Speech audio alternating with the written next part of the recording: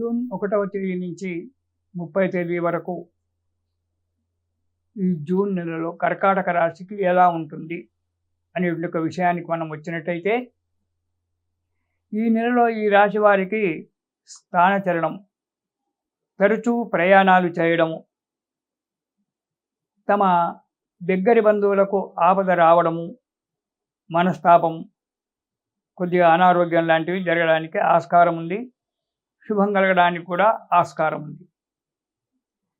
ఇలా మనం కర్కాటక రాశి వారికి జూన్ నెలలో కనుక మొదటి వారంలో కనుక మనం చూసుకున్నట్టయితే, వారికి సౌభాగ్య సంపదలు మంచిగా ఉంటాయి. ధనలాభం చేకూరుతుంది. కాకపోతే భూమి సమస్యలు, దయాదుల వల్ల భూమి సమస్యలు రావడానికి, లేదా మనం ఎక్కడైనా ప్లాట్ కొన్నట్టయితే ఆ ప్లాట్ మీద కొన్ని సమస్యలు రావడము అనేటువంటిది ఆస్కారం ఉంది. మనోవిచారము జరుగుట, అంటే ఈ కార్యక్రమాలు ఇలా జరగడం వల్ల భూమి సమస్యలు, ఇతరత్ర సమస్యలు రావడం వల్ల మనోవిచారం అనేటువంటి జరగడానికి అవకాశం ఉంది. కాబట్టి ఇకైనా లావాదేవీలలో కొంచెము జాగ్రత్తగా వ్యవహరించండి. ఇక కర్కాటక రాశి వారు జూన్ నెలలో రెండవ వారం కనుక చూసినట్టయితే, ఇక్కడ కూడా మనోవిచారం, మనసు ఎప్పుడు కూడా ఏదో పోడగొట్టుకున్నట్టుగా విచారంగా ఉంటూ ఉంటారు. అనారోగ్యం ఏర్పడుతుంది. అధిక ప్రయాణాలు, అనవసరంగా అధిక ప్రయాణాలు, దూర ప్రయాణాలు చేయడము, ఆరోగ్యం చెడగొట్టుకోవడం జరుగుతూ ఉంటుంది అకాల భోజనం వల్ల. ఈ దూర ప్రయాణాలు చేయడం వల్ల ధన నష్టం రావడానికి ఆస్కారం ఉంది. కాబట్టి చాలా జాగ్రత్తగా ఉండాలి. ఆర్థిక పరిస్థితుల్లో డబ్బు విషయంలో జాగ్రత్తగా ఉండండి. ప్రయాణ విషయంలో జాగ్రత్తగా ఉండండి రెండవ వారంలో ఈ కర్కాటక రాశి వారు. ఇక మూడవ వారాన్ని గనుక మనం చూసినట్టయితే, సంఘంలో కీర్తి ప్రతిష్టలు పెరగడానికి ఆస్కారం ఉంది.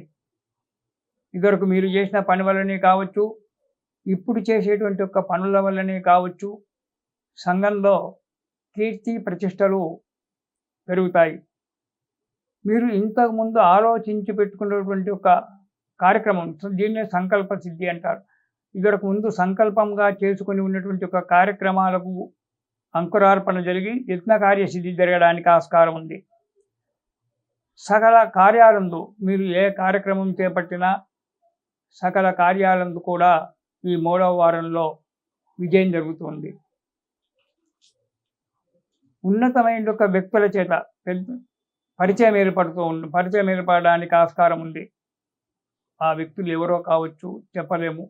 కానీ ఉన్నతమైనటువంటి ఒక వ్యక్తుల చేత పరిచయం ఏర్పడి వారి వలన కొన్ని పనులు జరగడానికి ఆస్కారం ఉంది ఈ మూడవ వారంలో.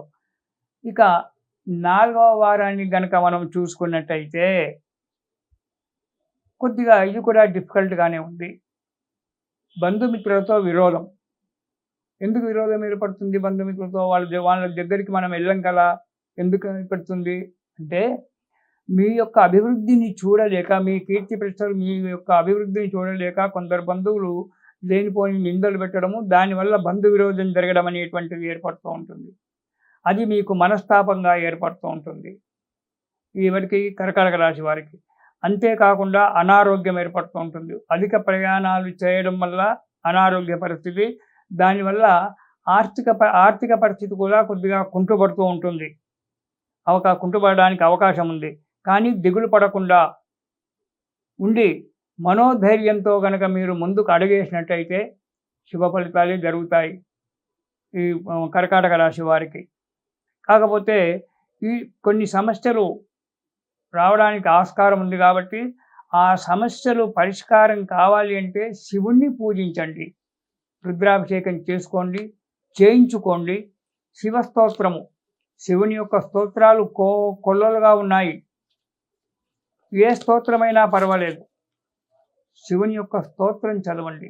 శివస్తోత్రాలు కనుక పారాయణం చేసినట్టయితే, లేదా శివనామస్మరణ చెయ్యండి చాలు.